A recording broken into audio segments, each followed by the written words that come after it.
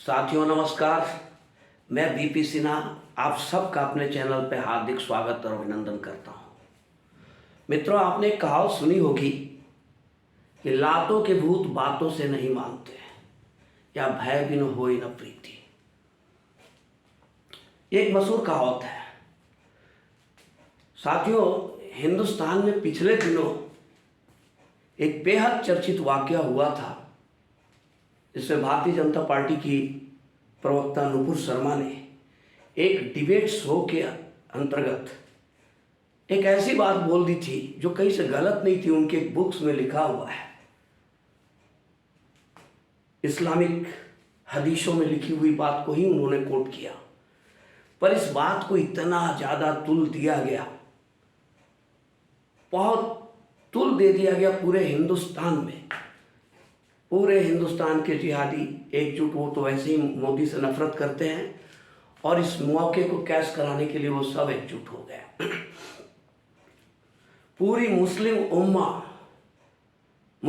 का मतलब मुस्लिम बिरादरी, सारे गल्फ कंट्रीज, अरब मुल्क, जो भी समझे आप, सब इकट्ठे हो गए थे और सब ने एकजुट होकर के विरोध किया था भारत का।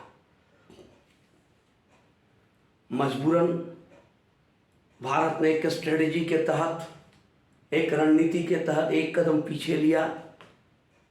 उसने अपनी प्रवक्ता, भारतीय जनता पार्टी की प्रवक्ता नुपुर शर्मा को 6 साल के लिए सस्पेंड कर दिया पार्टी से।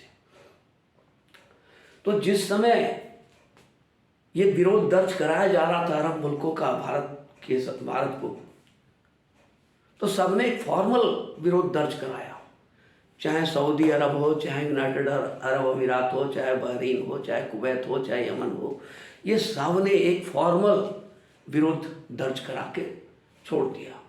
पर एक छोटा सा पिद्दी सा देश था, वो कहावत है ना, क्या पिद्दी का शोरबा। एक छोटा सा देश कतर, ये बहुत उछल रहा था।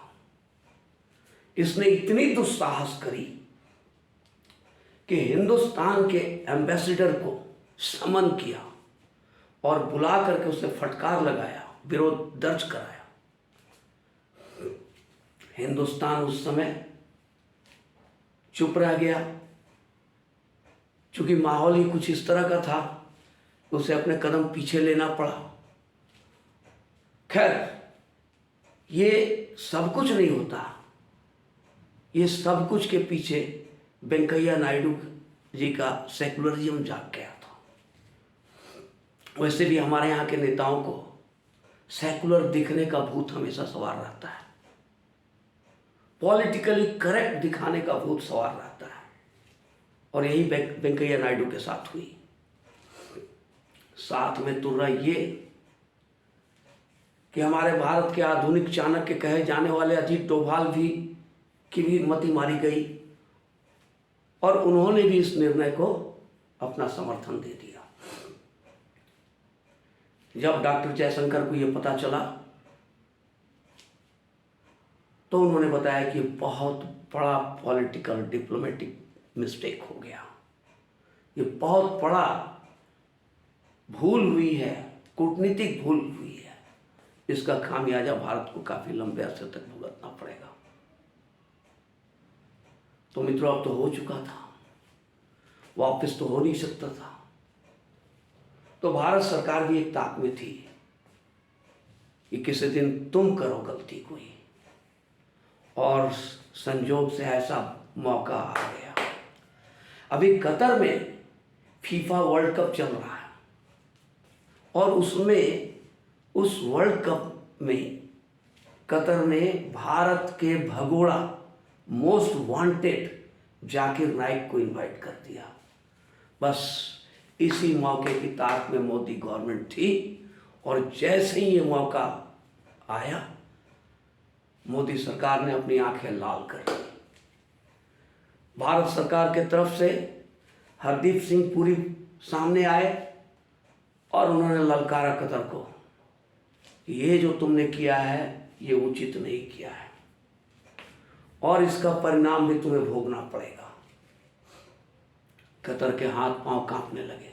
जब लाल आंखें उसने देखी भारत की तो उस पिद्दी की टांगें कांपने लगी और हिंदुस्तान ने पूरे गल्फ कंट्रीज को, गल्फ कोऑपरेशन काउंसिल जीसीसी को लात मार के भगा दिया।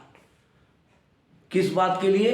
तो हिंदुस्तान एक फ्री ट्रेड एग्रीमेंट कर रहा था गल्फ कंट्रीज के साथ में, जिससे बहुत फायदे होने वाले थे गल्फ कंट्रीज को।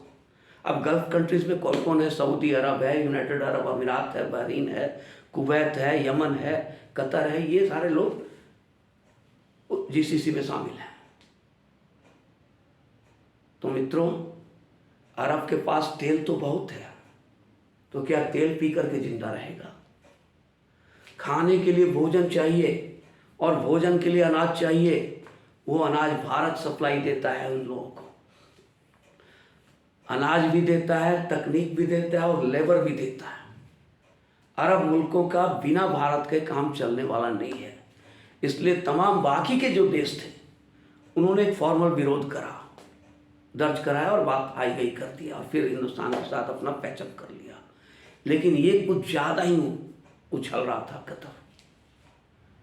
इसने सोचा कि मैं कुछ भी कर लूँगा, कुछ भी बोलूँगा, हिंदुस्तान की औकात नहीं कि मेरे सामने मुंह खोले। और जब हिंदुस्तान ने कस के इसके कान के नीचे एक बजाया तो इसको होश आ गया। करी एक चींटी हाथी से टकराने चल रही थी, इसे अपनी औकात समझ में आ गई और हिंदुस्तान ने कतर को उसकी औकात बता दिया। तो मित्रों, नुपुर शर्मा केस में हिंदुस्तान ने जो कुछ खोया था, जो आत्मसम्मान स्वाभिमान पर चोट लगी थी, वह सब कुछ सूद समेत वापस लिया। आज हाथ बांधे पूरे अरब मुल्क हिंदुस्तान के सामने खड़े हैं। वो तो उसी समय समझ रहे थे बाकी के मुल्क के हिंदुस्तान ने स्ट्रेटेजिकली एक कदम पीछे लिया है, लेकिन ये कतर को समझ में नहीं आ रही थी। जब इसे कस के लात पड़ा है तो इसे अपनी औकात समझ में आई और तब ये कह रहा है, चिल्ला रहा है कि नहीं नहीं नहीं नहीं, हमने जाकिर नाइक को ऑफिशियली इनवाइट नहीं किया।